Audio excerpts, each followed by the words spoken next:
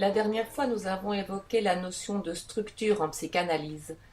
Il y a un autre thème sur lequel vous revenez souvent, c'est celui des illusions. Pour quelle raison ce sujet est-il aussi important pour vous? Ben, c'est important parce qu'à mon sens, il ne peut pas y avoir d'analyse sans travail sur le sujet des illusions. Mais d'abord permettez-moi de commencer par l'histoire. Il me semble que c'est capital de toujours remettre un sujet quel qu'il soit dans son histoire. Et l'histoire de ce sujet, des illusions, c'est d'abord une position très différente entre Freud et Lacan.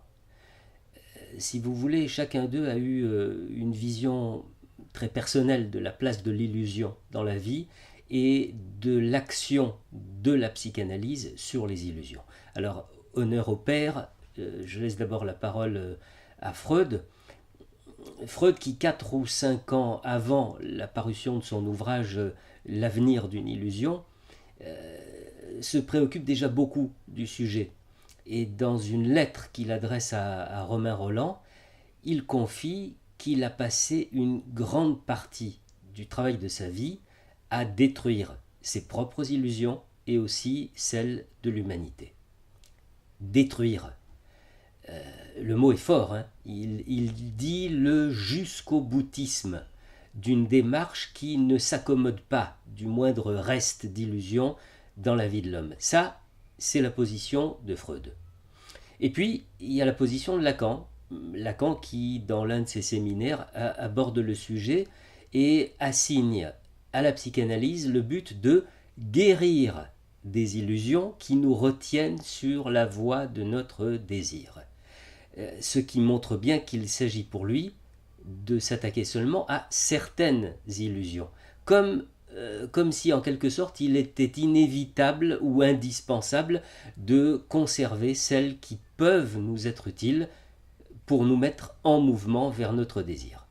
Alors, il faut bien se rendre compte de l'écart qu'il y a entre les deux positions. D'un côté, détruire, sans concession, sans survivance d'aucune illusion. On pourrait même tirer de l'écart entre les positions des deux hommes que pour Freud, même l'objet de notre désir est une illusion. Et chez Lacan, guérir, et pas n'importe comment, pas en tirant sur tout ce qui bouge, en choisissant ce qui peut être détruit et ce à quoi il ne faut pas toucher. Voilà. Il y a tout de même un point d'accord entre les deux hommes. Absolument. Absolument, parce que dans guérir, on entend chez Lacan que l'illusion, c'est une maladie de l'homme. Une maladie dont on doit le débarrasser. Mais pas n'importe comment. Vous savez, un peu comme avec les microbes et les bactéries. Il y a ceux qui sont trop dangereux et qu'il faut éradiquer à coup d'antibiotiques ou je ne sais quoi, et ceux avec lesquels on peut vivre en bonne intelligence ou sans trop de dommages. Voilà, ça c'est pour Lacan. Mais pour Freud, il n'est pas question d'en conserver. Toutes les illusions sont toxiques, nocives. Et donc ces positions si différentes dans ce qui est assigné à l'analyse doivent forcément avoir des conséquences dans les pratiques analytiques et aussi dans l'idée que l'on peut se faire d'une fin d'analyse. Tout à fait, tout à fait. C'est vrai pour ce qui a trait à la pratique.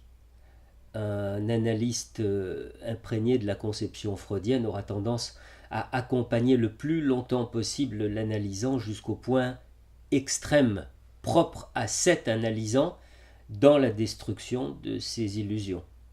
Et l'analyste lacanien, pour sa part, agira évidemment différemment. Maintenant, pour ce qui est de l'idée que chacun d'eux peut se faire de la fin d'une analyse, j'ai coutume de dire que le voyage analytique ressemble à un voyage en train, et tous les voyageurs ne descendent pas à la même gare. Chacun s'arrête là où son désir le fait s'arrêter. Parfois c'est une résistance qui le fait s'arrêter. Et parfois le terminus ressemble à un territoire lunaire. Une espèce de néant?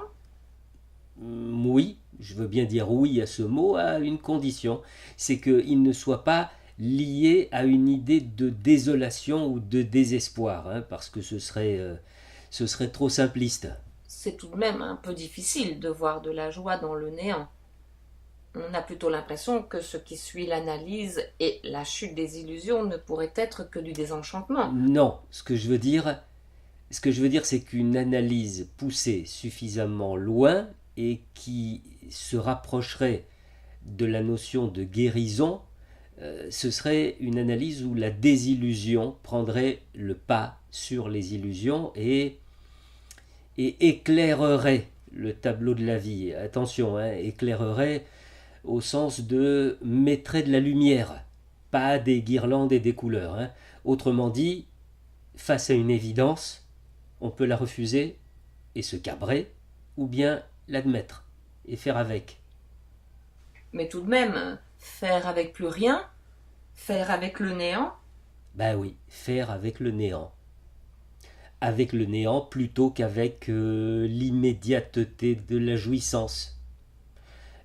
Avec le néant plutôt qu'avec les leurres de la consommation qui prétendent satisfaire nos désirs. Avec le néant plutôt qu'avec une science qui promet une santé toujours meilleure et pourquoi pas bientôt la vie éternelle. Vous savez, au-delà de la mise en question, au-delà de la remise en cause de croyances, le mot qui me vient, c'est le mot risque. C'est-à-dire prendre le risque de poser nos illusions sur l'établi de notre analyse personnelle. Prendre le risque de les étudier, de les travailler, de les déshabiller peu à peu, au risque de les voir s'éroder, se dissoudre et parfois s'effondrer. c'est peut-être la raison pour laquelle certains disent que la désillusion serait le nom que donne la psychanalyse à la guérison. Écoutez, partout où la connaissance est en friche, la croyance s'enracine et prospère. Ça, c'est une évidence.